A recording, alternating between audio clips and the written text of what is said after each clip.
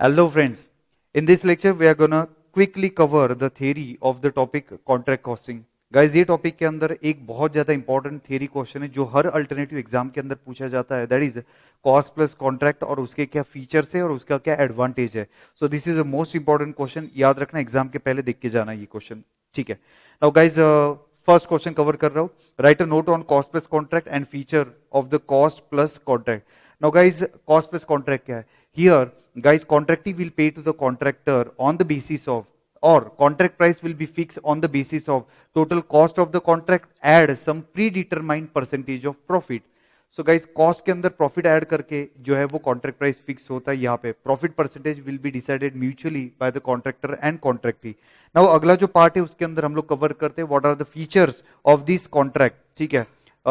Feature क्या है? Guys, सबसे पहला feature है where this cost plus contract will be followed.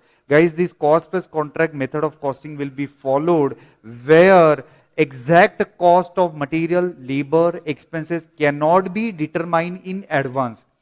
ठीक है गाइज, एग्जैक्टली कॉस्ट एडवांस में नहीं बता सकते, दैट्स वाई गाइज आपको जो है वो cost plus contract method follow करना पड़ता है. पढ़िएगा पहला पॉइंट क्या बोलता है. The practice of cost plus contract is adopted in a case where the probable cost of the contracts cannot be ascertained in advance with a reasonable accuracy. Accuracy के साथ हम लोग cost calculation नहीं कर पा रहे. Guys, the second important point is that the contract will last for such a larger period. बहुत ज्यादा पीरियड के लिए कॉन्ट्रैक्ट चलने वाला है. And the price of material and price of labour keep fluctuating. So there is a major fluctuation in the price of material and labor, and contract will last for more than 1 year, 2 year, 3 years. तो बड़ा contract अगर रहेगा, price fluctuating रहेगा, तो भाई साहब आपने जो है वो cost plus contract method follow करना चाहिए. Now guys, here inclusion of cost, कौन सा कॉस्ट यहाँ पे कवर करना चाहिए, कौन सा कॉस्ट नहीं लेना चाहिए, ये एडवांस में डिटरमाइन किया जाएगा. ठीक है. नाउ बॉयज एंड गर्ल्स, इसके अंदर एक स्पेशल फीचर है, contractee will get access to the cost. Contractee will get access of the accounts of the contractor. भाई साहब वो चेक करेगा कि इतना कॉस्ट मटेरियल का लगा है, इतना कॉस्ट लेबर का लगा है, उसके बुक्स ऑफ अकाउंट कॉन्ट्रैक्टर के चेक कर सकता है कॉन्ट्रैक्टी. ये फीचर है ये मेथड के अंदर. ठीक है.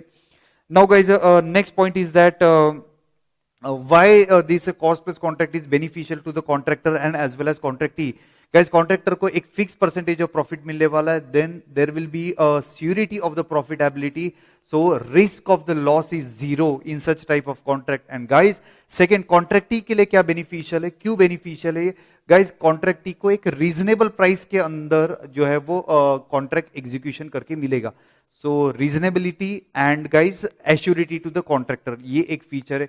Now last point is that the contract price is here ascertained by adding fixed percentage of profit which is mutually decided by the contractor and contractee. तो ये कुछ फीचर्स मैंने आपको बता दिए हैं. गाइस, सबसे पहला फीचर क्या है, ये कॉस्ट प्लस कॉन्ट्रैक्ट कहां पे फॉलो होएगा, जहां पे गाइस एक्यूरेसी के साथ कॉस्ट कैलकुलेशन करना डिफिकल्ट है. सेकंड, सर जी कॉन्ट्रैक्ट बहुत ज्यादा पीरियड के लिए चलता है and price of material and labour की फ्लक्चुएटिंग.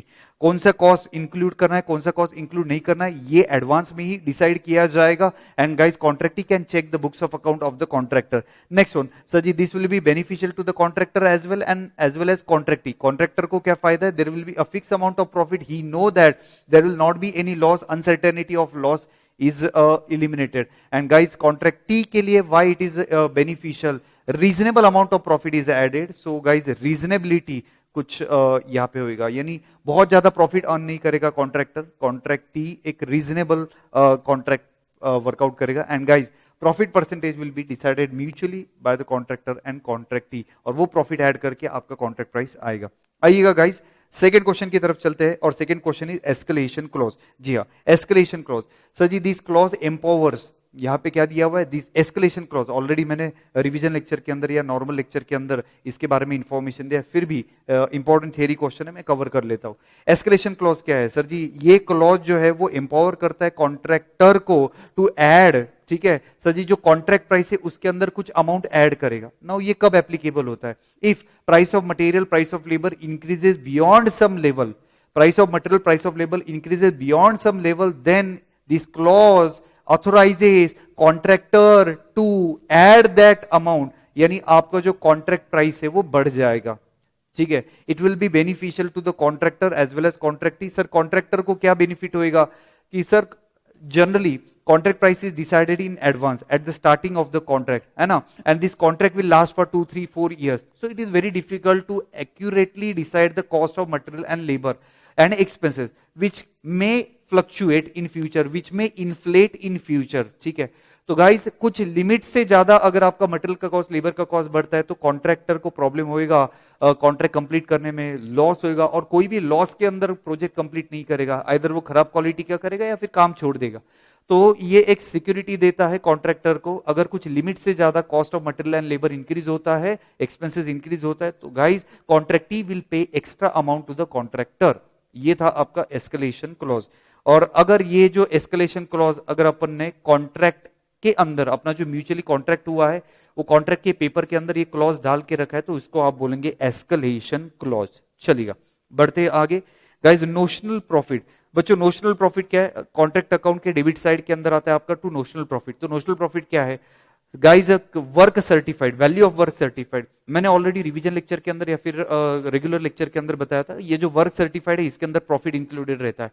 तो guys work certified minus cost incurred till date, minus cost incurred till date, अभी तक कितनी कॉस्ट लगी है, ठीक है। तो डेबिट साइड का सब कॉस्ट, मटेरियल का कॉस्ट, लेबर का कॉस्ट, डायरेक्ट एक्सपेंसेस, ओवरहेड, ठीक है, एस्टेब्लिशमेंट एक्सपेंसेस, जितने भी खर्चे आते हैं, डिप्रिसिएशन, वो लेने का है। और क्रेडिट साइड के अंदर मटेरियल एट साइड रहता है, कभी प्लांट एट साइड रहता है, वो सब लेस करके आपका आता है cost incurred till date minus cost of work uncertified. उसमें से आपको क्या लेस करने का? टोटल कॉस्ट में से वर्क अनसर्टिफाइड का जो कॉस्ट है वो आपको लेस करना पड़ेगा, इससे आएगा आपको नोशनल प्रॉफिट। आगे चेक करते sir ji retention money. Sir ji retention money क्या है? Contractee will not pay the exact amount of the work certified. Suppose 10 lakh रुपए का वर्क सर्टिफाइड हुआ है वैल्यू का, तो contractee will not pay exactly 10 lakh रुपए, some amount will be retain by the contractee so that in future contract will be completed in time, contract will be completed as per the specification, ठीक है। और अगर कुछ defect होता है तो वो रेक्टिफिकेशन करेगा कॉन्ट्रैक्टर, है ना। इसलिए एक सेफ्टी के लिए कॉन्ट्रैक्टी कुछ अमाउंट रखता है, पे नहीं करता है, that amount is called as a retention money and this याद रखियो, ये retention money कब पे करने का है? This retention money will be paid to the, this retention money will be paid by the contractee to the contractor on completion of the contract। जैसे contract complete हो जाएगा ये रिटेंशन मनी जो है वो पे करना पड़ेगा, provided contractor complete the contract with in time, with in the conditions and with in the terms जो डिसाइड किया हुआ है, क्वालिटी के अंदर काम कंप्लीट हुआ है, डिफेक्टेड नहीं है, तो कॉन्ट्रैक्टी कॉन्ट्रैक्टर को पूरा पैसा एंड में पे करता है। So this is a concept called as a retention money. Sir अगला लास्ट क्वेश्चन जो है वो आप चेक कर सकते हैं। लास्ट क्वेश्चन बोलता है कॉस्ट प्लस कॉन्ट्रैक्ट और उसके एडवांटेज। ऑलरेडी मैंने इंपॉर्टेंट मार्क करके रखा है, कॉस्ट प्लस कॉन्ट्रैक्ट क्या है, कॉस्ट प्लस कॉन्ट्रैक्ट के फीचर्स क्या है एंड कॉस्ट प्लस कॉन्ट्रैक्ट के एडवांटेजेस क्या है। सर जी सबसे पहला एडवांटेज क्या है? सो ऑलरेडी डिस्कशन हो चुका है sir ji, there will be a fix amount of profit to the contractor, uncertainty of loss is eliminated. Sir uncertainty है ही नहीं ना, उसको पता है जो वो कॉन्ट्रैक्ट कंप्लीट कर रहा है उस पे उसको प्रॉफिट होने वाला है। So sir ji certainty of the profit to the contractor, ये आपका एडवांटेज है। सर जी सेकंड, ठीक है sir ji second, sir ji ये कब यूज होता है, ठीक है, ये कब यूज होता है कि guys when work to be completed is not certain in advance. कौन सा काम कंप्लीट करना ये पहले पता नहीं रहता है, ठीक है। मे बी इन फ्यूचर में अच्छा ये भी काम कर लो, अच्छा वो भी काम कर लो, अगर ऐसा होने वाला है तो भाई साहब आप कॉस्ट प्लस कॉन्ट्रैक्ट कर सकते हो। तो अगर जो काम कंप्लीट करना है कॉन्ट्रैक्टर को वो एडवांस में पता नहीं रहेगा तो गाइज आप जाइएगा कॉस्ट प्लस कॉन्ट्रैक्ट के पास। नेक्स्ट वन तीसरा, sir contractee will ensure himself about the cost of the contract. So जैसे हमने ऑलरेडी डिस्कशन किया, बुक्स ऑफ अकाउंट रेफर कर सकता है, वो जो जेन्युइनिटी ऑफ द कॉस्ट है वो देख सकता है, अकाउंट्स लीजर्स, इसके बाद इनवॉइसेस चेक कर सकता है, डॉक्यूमेंटेशन पार्ट चेक कर सकता है। ये एडवांटेज है कॉन्ट्रैक्टी को। सो वो कॉन्ट्रैक्टर के बुक्स ऑफ अकाउंट चेक करता है। तो एडवांटेज के अंदर गाइस 3 एडवांटेज मैंने आपको बता दी है। सबसे पहला सर्टेनिटी ऑफ प्रॉफिट है, अनसर्टेनिटी ऑफ लॉस नहीं रहेगा कॉन्ट्रैक्टर को। सेकंड पॉइंट मैंने आपको बोला था कि गाइस क्या काम करना है ये एडवांस में अगर पता नहीं रहेगा तो go for this cost plus contract. And last point is that sir ji contractee ensure रहेगा कि वो जो पैसा पे कर रहा है वो कॉस्ट के हिसाब से पे कर रहा है, जेन्युइनिटी ऑफ कॉस्ट चेक करेगा, बुक्स ऑफ अकाउंट चेक करेगा, एंट्रीज चेक करेगा एंड गाइस इनवॉइसेस वगैरह चेक कर सकता है, ठीक है। सो ये थे important questions of the cost contract costing. Guys इससे भी जो एडिशनल क्वेश्चंस है हमने already either rapid revision lecture या फिर अपना रेगुलर लेक्चर या फिर फास्ट ट्रैक के लेक्चर के अंदर बाकी सारे कंसेप्ट मैंने आपको इसका बताया हुआ है। थैंक यू सो मच, मिलते हैं अगले पार्ट में जहाँ पे एक नेक्स्ट थियरी टॉपिक हम लोग जो है वो डिस्कस करेंगे। Thank you so much guys.